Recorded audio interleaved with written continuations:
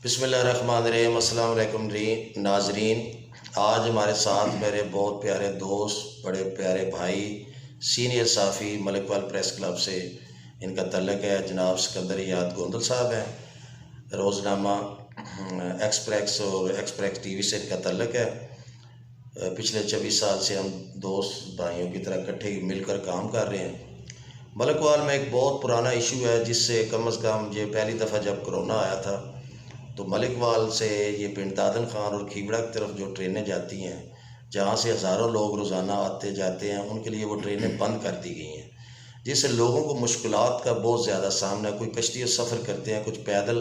कम से कम जो ब्रिज है दरिया झेलम का, कम से कम 1 या 2 किलोमीटर का सफ़र बनता है, वो पैदल चल के आते हैं। और ये नज़दीक मलिकवाल ये शहर ऐसा है जहाँ से वो शॉपिंग वगैरह और ये रोज़ाना मरा की चीज़ें यहाँ से लेते हैं।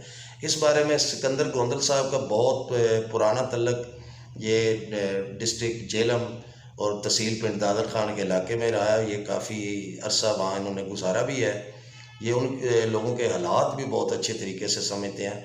तो इस सिलसिले में आज गोंदल साहब से ये पूछते हैं कि ये ट्रेनें चलना कितनी की ज़रूरी है। गोंदल साहब, आप क्या कहेंगे इसके बारे में? जी, बड़े प्यारे मोहतरम भाई जनाब नसीम खान साहब, बड़ी मेहरबानी, शुक्रिया आज आपने मुझे दावत दी अपने प्रोग्राम में।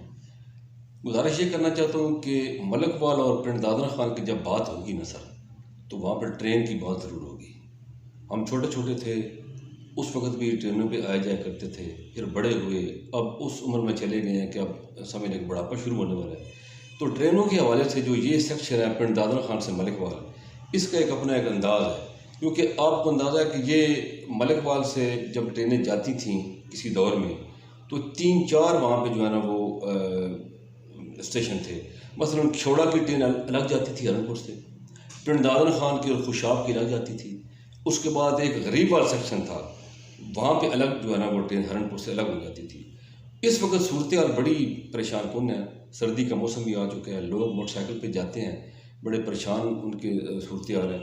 तो पिछले दिनों जैसा कि आप भी वहाँ तशरीफ़ फरमा थे, मौजूदा गवर्नमेंट जो है उन्होंने कोरोना के बाद, जब से कोरोना गया है उसके बाद ट्रेनें नहीं चली, तो आपके सामने वो अफसरान भी रेलवे के आए, उनसे आपने भी गुफ्तगू की, बड़ी अच्छी बातें आपने भी की और आपने लोगों को ये चीज़ें वाज़ेह की कि क्या क्या मसाइल हैं। तो हकीकत ये है कि ट्रेन चलनी चाहिए। ख़ास कर मैं तो कहता हूँ 24 घंटे और 12 महीने इस ट्रेन का जो है ना वो पिंड दादन खान सेक्शन पे आना जाना रहना चाहिए। कम से कम 24 घंटे में 3 या 4 ट्रेनें पिंड दादन खान जानी चाहिए।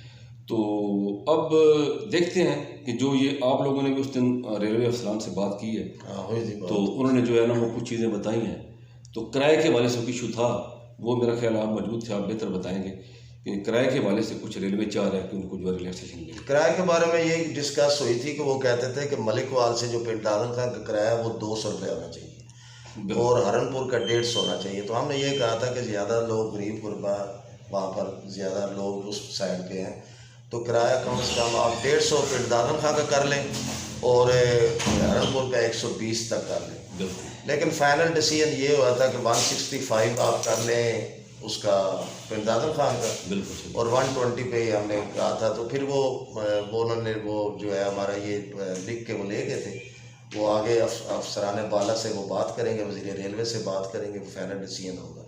अच्छा गोंदल साहब, आप ये नहीं समझते कि इन ट्रेनों बंद होने से रेलवे का ये भी नुकसान आप नहीं समझते कि यहाँ पर जितनी सीमेंट की फैक्ट्री हैं और कोयला है, और जैसे वो खीवड़े में फैक्ट्री है जहाँ से दुनिया मतलब एशिया की दूसरे नंबर पे है या पहले नंबर पे कान है नमक की, जी, नमक का जो आना है, ये जो माल बरदार गाड़ियाँ रेलवे की चलती थी, वो लोडिंग का जो किराया वो भी रेलवे को आता था, करोड़ों पे वो बनता है, उसका भी नुकसान नहीं है रेलवे को ना चलाने से? जी हाँ जी, ये हकीकत ये कि ये बड़ा अलमिया है कि रेलवे ट्रेनें जो है वो आवाम की फलाह के लिए तो चलती थी, लेकिन उसके साथ साथ गवर्नमेंट को खतीर रकम करोड़ों रुपए जो है ना वो जो माल की गाड़ियों में मिलती थी। अब मज़े की बात आपको ये बताऊं कि इस वक्त जो खियोड़ा की ICI सोडा ऐश फैक्ट्री है, वो लोग कोयला मंगा रहे हैं कराची से, और वो कोयला ट्रेनों के ज़रिए आ रहा है, वो हमारे मलिकवाल से गुजरते हैं।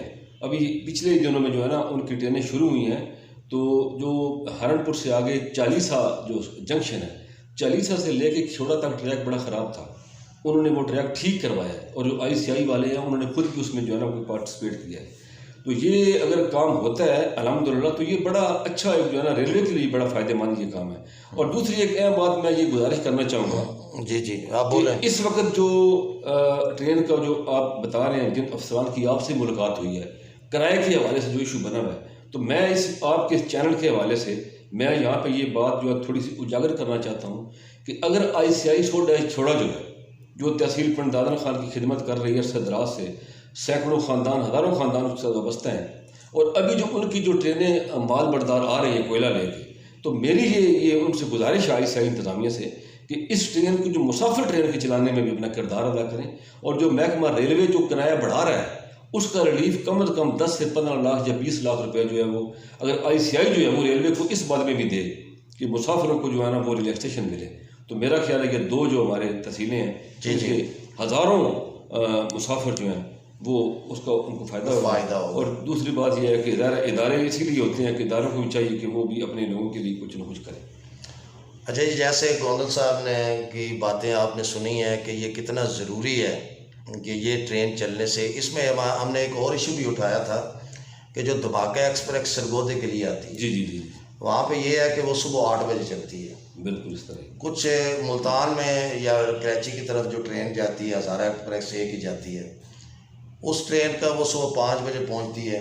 जी, कुछ लोग जो है वो वाया डेवो या स्काई वे पे उन पे सफ़र करते हैं। वो ट्रेनें वहाँ से सुबह 8 बजे, वहाँ रात को 12 बजे भी निकलें तो सुबह उस ट्रेन पे भी क्रॉस पड़ सकता है और ट्रेन पे भी आगे बैठ के वो सफ़र कर सकते हैं, उनके लिए भी सफरी सहूलत है। दूसरा ये है कि ये ट्रेनें दो चलनी चाहिए, एक ही चलती है 8 बजे चलती है, या मलकवाल पहुँचती है, फिर वो लाला मूसा जाती है, 3 बजे वापस चली जाती है। खीवड़ा के लिए वो उस दिन यही कह रहे थे कि ये ट्रेनें जो है अपना हम 2 दफ़ा दिन में चलाएंगे।